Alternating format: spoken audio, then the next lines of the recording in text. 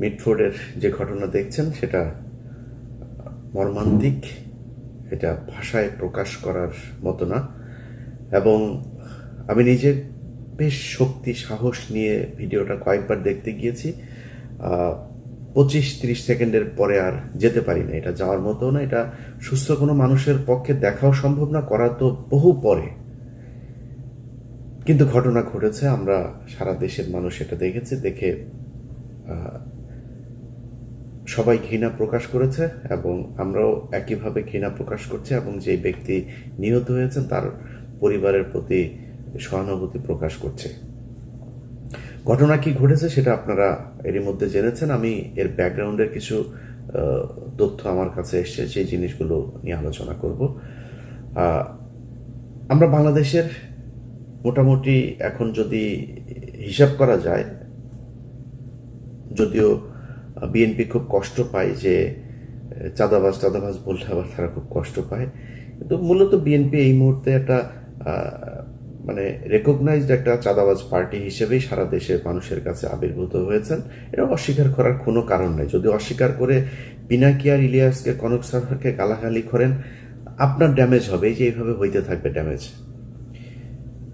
যা আলোচনা হচ্ছে সেটা আমলে নেন। শেখ হাসিনার মতো যদি নাকি ঘাট তারামো করে তারপরে কথাবার্তা বলেন, তাহলে আপনাদের পোষ্য কিছু এখন নতুন সাংবাদিক, ইউটিউবার, টিকটকার কিছু বের হয়েছে, আপনাদেরকে এখন ভীষণ রকমের ওন করে বিএনপিকে। তারাই মনে হয় বিএনপিকে গেল 15 বছর ধরে মানে আজকের এই জায়গায় ক্ষমতায় আনার জন্য সব কিছু করেছে, তারা বাঁচাইতে পারবে না। চাঁদাবাজি হচ্ছে, সারা দেশে হচ্ছে, লক্ষ লক্ষ, কয়েক লক্ষ মানুষ বাংলাদেশে এই মুহূর্তে চাঁদা দেয়। কিন্তু যেই মানুষগুলো চাঁদা দেন, আমার এই ভিডিওটা যারা দেখবেন, আপনাদের কাছে একটা কোশ্চেন করি।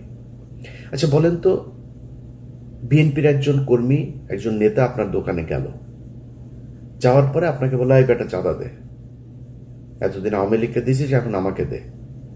চাঁদা দিচ্ছে না, আপনারা ধরে নিয়ে আসলো, দোকানের সামনে নিয়ে গেল, নিয়ে যেয়ে আপনাকে কিছুক্ষণ পেটালো, পিটায় তারপরে আপনারা অর্ধমৃত অবস্থায় রাস্তায় পড়ে আছেন, সেখানে আবার পাথর দিয়ে আপনার বুকের মধ্যে জোরে জোরে মারছে। আপনার মৃত্যু পর্যন্ত এইভাবে পাথর দিয়ে মারতে থাকলো। একটু চিন্তা করেন তো, এটা কি কোথাও কি ঘটেছে এরকম ঘটনা?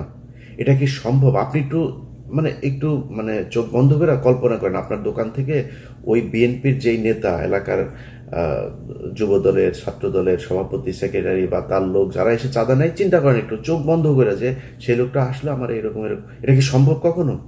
প্রশ্নই আসে না। এর আগে আরেকটা ঘটনা ঘটেছে ঠিক এই একই রকম। ঢাকা বিশ্ববিদ্যালয়ে একটা ছেলেকে সে কিছুটা আপনার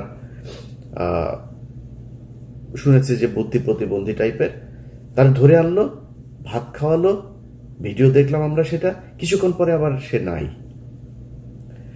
2টা ভিডিওই ছড়িয়ে পড়লো, একদম স্যাড মিউজিক। একটা ভিডিও আমার মনে আছে, ওই ভিডিওটা প্রথম যেখান থেকে এসছে, যে আইডি থেকে, যে মোবাইল থেকে, তিনি স্যাড মিউজিক দিয়ে তারপরে সেটা ছেড়েছেন। ওই স্যাড মিউজিকটা আর ওই অডিওটা থেকে সরানো যায়নি, যেখানে ওইটাই সব জায়গায় চলেছে। এখন আমার একটু বলেন,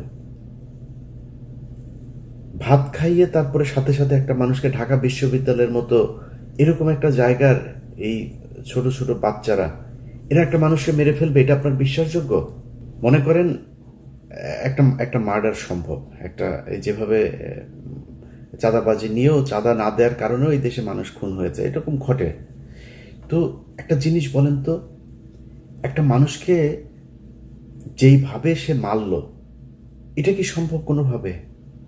এটা কিভাবে মারলো? আপনাদের মনে আছে 5 তারিখের আগে ওই যে শমী কায়সারের যেই 6 নম্বর স্বামীটা আছে আপনার, মোহাম্মদ আলী আরাফাত, সে একটা কথা বলেছিল যে স্টুডেন্টদেরকে নাকি ড্রাগড করা হয়েছে। এই ড্রাগড, এটা কিন্তু কথাটা মিথ্যা বলেছে, কিন্তু এটা কিন্তু একটা একটা মানে ভীষণ রকমের ঘটে এই ঘটনা। ড্রাগড করে কি করে? একটা মানুষ যখন খুন করতে যায়, সে মদ খেয়ে তাকে দিয়ে খুন করায়।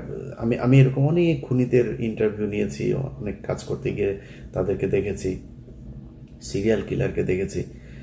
তারা তাদের বক্তব্য দিয়ে লোক আমরা, আপনি সুস্থ থাকেন কিভাবে? যেমন একটা মার্ডার হয়েছিল আপনার সাংবাদিক আফতাব ভাই, সাংবাদিক আফতাব উনি মারা যাওয়ার পরে ওনার খুনিদের ইন্টারভিউ নিয়েছিলাম আমি, তো ধরার অভিযানেও ছিলাম আমি র্যাবের সাথে।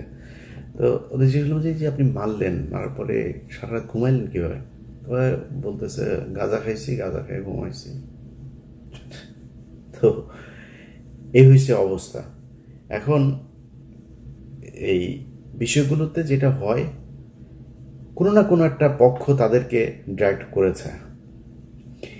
এই পরিকল্পনা আমি যেটা মনে করি, বিচার বিভাগ তদন্ত কমিশন যদি গঠন করা হয়, নিরপেক্ষ যদি তদন্ত হয়, এখন তো জাজদেরকেও ক্যান্টনমেন্ট থেকে ফোন দিয়ে থ্রেট করে জামিন বাতিল করা হয়, স্টে অর্ডার দেওয়া হয়।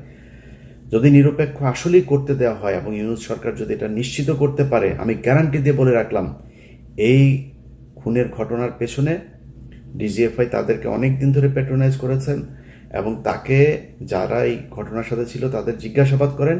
এদেরকে সে হয়তো জানে না যে এটা যে আর্মির লোক বা ডিজিএফআইয়ের লোক, সে শুধু জানে কোনো একজন মানুষ তাকে এটার ব্যাপারে পরামর্শ দিয়েছে এবং এমন কোনো মেডিসিন তাকে দেওয়া হয়েছিল যে মেডিসিন খেয়ে তারপরে সে ওখানে গিয়েছিল।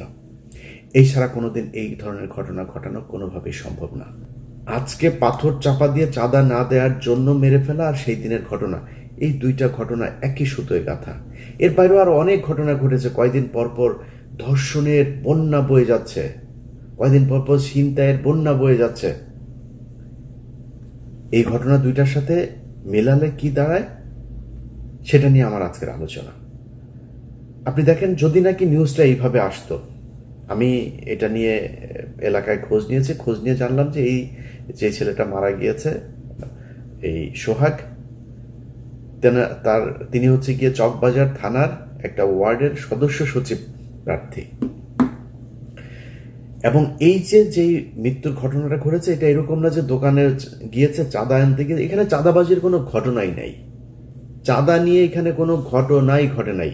এখানে চাঁদাবাজি কে করবে সেইটা নিয়ে দুই পক্ষের মধ্যে সংঘর্ষ হয়েছে। সোহাগের একটা ভাঙির দোকান আছে। আপনারা জানেন যে বাংলাদেশে রাজনীতি যারা করে, এই ফকিন্নির বাচ্চাদের ডিশের ব্যবসা, ময়লার ব্যবসা, তারপরে এই ভাঙড়ি টাঙ্গি দোকানপাট, তারপরে ফুটপাতের, এগুলো কার পক্ষে থাকবে, কে কোন এলাকার নিয়ন্ত্রণে থাকবে, এটা নিয়ে ফকিন্নির বাচ্চাদের যুদ্ধ হয়, কামড়াকামড়ি হয়। তো এই কুকুরের ছানাদের যে কামড়াকামড়ি, সেই কামড়াকামড়ির একটা ফসল হচ্ছে এটা। এই জায়গায় দোকান দেওয়া নিয়ে এই দুই গ্রুপের মধ্যে, যে আমার এলাকায় এটা, এই এলাকায় তুই ভাঙড়ি নিয়ে নিতে পারবি না, তুই এলাকায় করতে পারবি না, তুই অন্য এলাকায় যা, সেটা নিয়ে গ্যাঞ্জামের সূত্র ধরেই এই মারামারি হয়েছে। এবং এই দ্বন্দ্ব চলছে আজকে কয়েক মাস ধরে। এটা কত 2 দিন আগের ঘটনা, কিন্তু হুট করে চাঁদা আনতে গিয়েছে আর দেয় নাই, বাইরে এনে তারপরে পেটালো, এরকম না বিষয়টা। এই ঘটনা নিয়ে দুই গ্রুপের দ্বন্দ্বে এক গ্রুপ আরেক গ্রুপকে হত্যা করলো। আচ্ছা, এবার আমাকে বলেন, যদি নিউজটা এরকম আসতো পত্রিকাতে যে চাঁদাবাজি কেন্দ্র করে বা এলাকার আধিপত্য বিস্তারকে কেন্দ্র করে যুব দলের দুই দলের সংঘর্ষে বা এক দলের ইয়েতে আরেক দল হত্যাকাণ্ডের শিকার হয়েছে, এই ধরনের করেও যদি নিউজটা আসতো, যেভাবে এটাকে ছড়ানো গেছে, যেভাবে এটাকে দিয়ে মানুষকে গেলানো গিয়েছে, এইভাবে আসতো না। তখন কিন্তু দুই পক্ষকেই ঘৃণা জানাইতো, এটা নিয়ে হাসাহাসি হইতো, এটা নিয়ে অনেক আলোচনা হইতো, সব ঠিক আছে, একই রকম হইতো। কারণ হত্যাকাণ্ডটা তো ভয়ঙ্কর, যেভাবে মারা হয়েছে, এটা কোনো সভ্য মানুষের পক্ষে সম্ভব না। এবার একটা পয়েন্টে আসেন।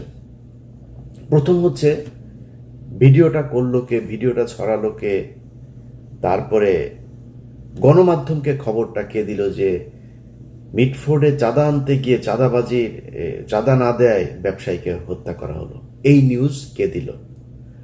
আমি আপনাকে গ্যারান্টি দিলাম, এটা নিয়ে বিচার বিভাগীয় তদন্ত করেন এবং ঢাকা বিশ্ববিদ্যালয়ে যে ছেলেটা মারা গিয়েছিল, এই দুইটা নিয়ে বিচার বিভাগীয় তদন্ত করেন, কমিটি গঠন করেন।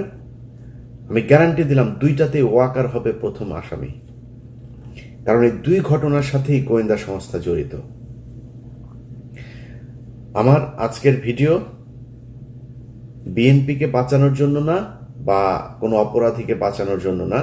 আমি আগেই বলে নিয়েছি যে বিএনপি ব্যাপক চাঁদাবাজি করছে সারা দেশে, কিন্তু একটা জিনিস বিএনপিকে বুঝাইতে পারি নাই, যে 5 তারিখের পর থেকে আমরা কিছু যুদ্ধ করছিলাম, সেই যুদ্ধ এখনো চলছে। আমি কিছুটা ঠান্ডা, এখন অনেক স্বার্থপর হয়ে গিয়েছে, আত্মকেন্দ্রিক হয়েছে, নিজে একটু শান্তিতে থাকতে